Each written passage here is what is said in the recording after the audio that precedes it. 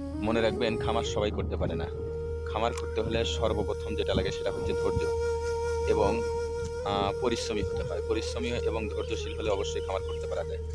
এই যে আমি গরু কিনেছি, এই গরু কেনার পর অনেকে অনেক কথা বলবে যে, "হুজুর মানুষ আ গরু নিয়ে এত কি দরকার?" আবার অনেকে বলবে, "২ টা গরু নিয়ে ৩ টা গরু নিয়ে কি খামার হয় নাকি?" তবে স্বপ্ন দেখতে হয়। স্বপ্ন সবসময় বড় দেখতে হয়। কারণ মধ্যবিত্তদের টাকা-পয়সা খুব বেশি থাকে না। তবে আ স্বপ্ন থাকতে হয় অনেক বড়। স্বপ্ন আমার খামার করার, বর্তমান যদিও ৩ টা গরু, আমি স্বপ্ন দেখি যে ৩ টা থেকেই ৩০ টা হবে। এটা হচ্ছে স্বপ্ন।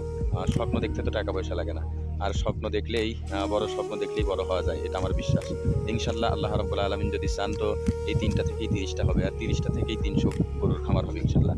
আপনারা সকলে দোয়া করবেন যাতে করে আল্লাহ রাব্বুল আলামিন পরের অধীনে কাজ না করিয়ে আমার অধীনে যেন মানুষ কাজ করতে পারে, এমন কর্মসংস্থানের ব্যবস্থা যেন করতে পারি। আল্লাহ রাব্বুল আলামিন যেন সেই তৌফিক দেয়। ছোটবেলা থেকে আমার একটা ইচ্ছা, সেটা হচ্ছে পরের অধীনে কাজ না করে আমি কর্মসংস্থানের ব্যবস্থা করতে চাই। এজন্য ছোট পরিসরে ৩ টা গরু দিয়ে খামার শুরু করেছি।